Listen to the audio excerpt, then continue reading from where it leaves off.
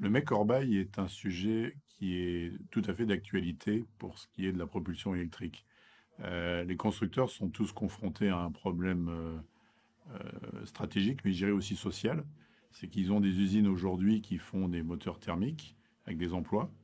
Et le jour où les moteurs thermiques ne sont plus là, les emplois sont en jeu. Et donc, chaque constructeur, légitimement, se pose la question de transformer ces usines, d'usines de moteurs thermiques, en autre chose. Donc le moteur électrique vient évidemment dans le jeu et donc tous se posent la question de les fabriquer.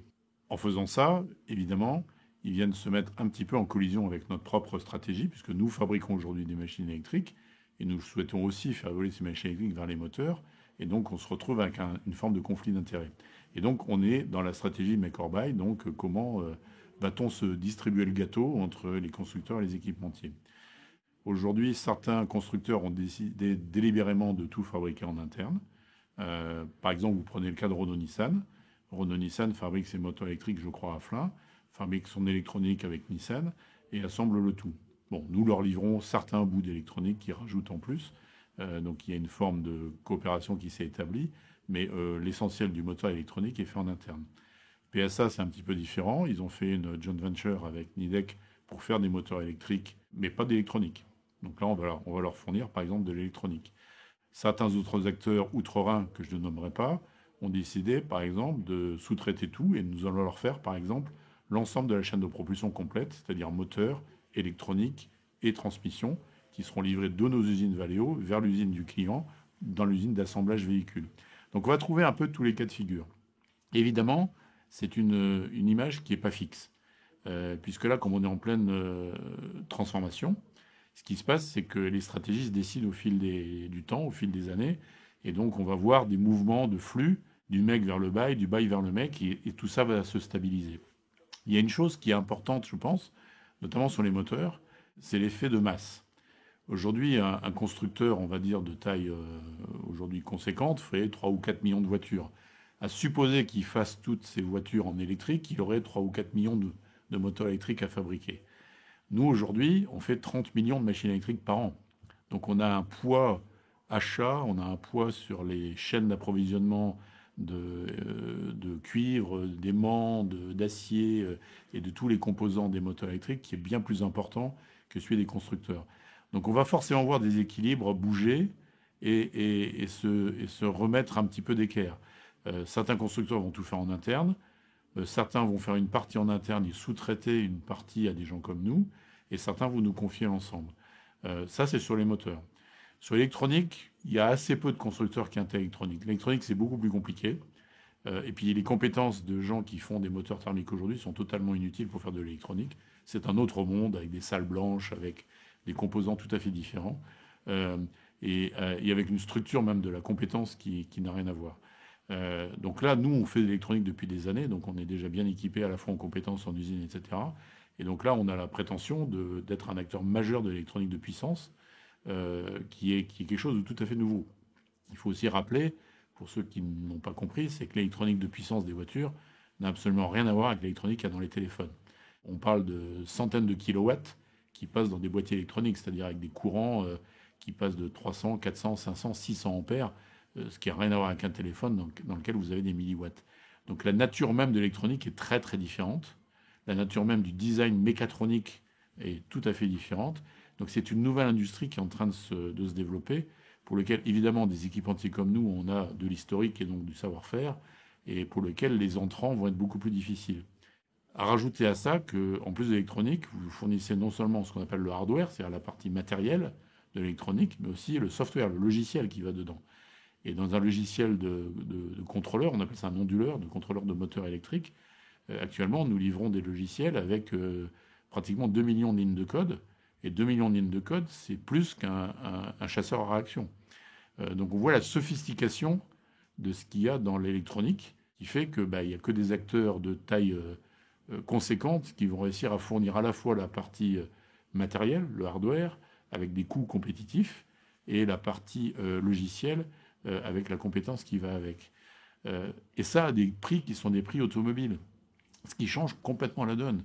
Le prix d'un onduleur électronique dans une voiture, aujourd'hui, c'est 100 fois moins que le même onduleur de même puissance dans un TGV.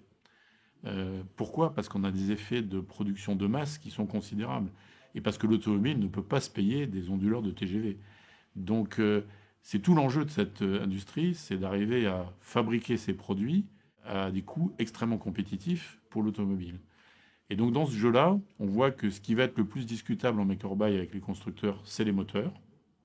Et que l'électronique va probablement rester un domaine de spécialité qui va être dans la main de grands équipementiers comme nous et comme d'autres. Le troisième point qui est dans le système de propulsion électrique, c'est la transmission.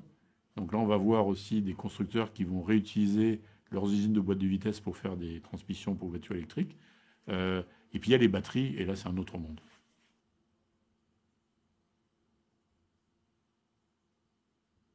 La réglementation européenne est pour nous plutôt une chance ou une opportunité plutôt qu'une contrainte. Et là, je vais être un peu provocateur vis-à-vis de nos amis constructeurs. Certains s'émeuvent ou hurlent au scandale. Je pense qu'il faut regarder le verre à moitié plein plutôt que le verre à moitié vide. Les réglementations se durcissent, c'est vrai. Le Parlement avait voté 59 grammes de CO2 en 2030. Madame van der Leyen pousse le bouchon plus loin avec 47 grammes. Ça met l'Europe en pionnier, en première ligne sur la transformation de l'automobile vers l'automobile propre. C'est une chance. C'est une chance incroyable. C'est le verre à moitié plein. Et donc, nous sommes des fournisseurs de technologie. Nous avons un moment unique dans l'industrie automobile pour réinventer l'automobile de demain et le faire avec de l'avance sur notre compétition internationale. Que l'Europe soit en pointe sur la réglementation permet sans doute d'avoir des avantages compétitifs et des avantages technologiques par rapport aux Chinois, aux Américains ou aux Japonais, parce que ça va nous permettre de créer à la fois des technologies, mais aussi tout l'écosystème qui va autour, avec les entreprises, les PME et tout ce qui s'ensuit, pour nous aider à relever le challenge environnemental dont les gens ont besoin, puisqu'ils votent pour ces politiques-là qui mettent ces règlements en œuvre. Et donc, pour moi, c'est une opportunité plus qu'une menace. Donc, je pense que l'Europe et la France en particulier ont vraiment un jeu à jouer là-dedans. Les 10 ans qui viennent vont être discriminantes. C'est le moment où il faut effectivement se transformer. Et c'est le moment où il faut être proactif et pas attendre que les Chinois le fassent à notre place. Donc je pense que c'est une vraie chance. Je dis bienvenue aux opportunités.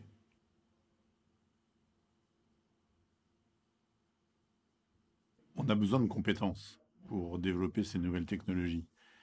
Ces compétences existent aujourd'hui partiellement en France, mais elles sont à développer de façon beaucoup plus profonde. Les études traditionnelles étaient plutôt dans le domaine de la mécanique et des moteurs thermiques, hein, initialement. Que l'IFP soit devenu l'IFP-EN n'est pas un détail. Nous avons accompagné l'IFP-EN dans notamment le master sur la formation hybride électrique avec des professeurs. Ça montre bien qu'il y a un besoin. Il y a un absolu besoin de former les gens aux nouvelles mobilités, aux nouvelles énergies, aux problématiques qui sont posées, à la fois de technologie pour faire des voitures propres et donc des voitures électriques, donc technologie de moteur électrique, technologie d'électronique, technologie de batterie, technologie de système embarqué, le logiciel, mais aussi tout ce qui a trait au développement durable, c'est-à-dire aussi la partie recyclage, recyclabilité et empreinte carbone de tous les composants qui sont dans les voitures, parce que ça fait partie de l'équation globale de la transformation de l'automobile. Et donc, en fait, il y a un énorme challenge d'éducation et un énorme challenge pour les universités de compétences à développer de façon massive. Et on voit que la nouvelle génération est très friande de ce genre de nouvelles compétences qui sont en train de se faire développer. Et donc, la transition de l'IFP School dans les masters qu'elle a proposés du moteur thermique traditionnel qui était dans les années passées au master hybride électrique est tout à fait dans le sens de l'histoire et certainement à développer encore beaucoup plus. Parce qu'on va avoir besoin de beaucoup d'ingénieurs et beaucoup de techniciens spécialisés dans ces domaines-là. Et c'est nouveau, avec des technologies émergentes, avec des changes technologiques très importants. J'évoquais tout à l'heure, par exemple, le change des batteries. On a tout à inventer sur les batteries aujourd'hui. J'évoquais les moteurs électriques et électroniques. Il y a beaucoup de travail à faire pour les optimiser, les développer, les rendre moins chers.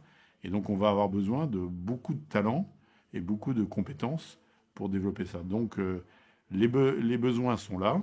Il y a déjà pas mal de compétences dans notre pays, mais on en a besoin de beaucoup, beaucoup plus. Et là, il y a un énorme effort d'éducation à faire.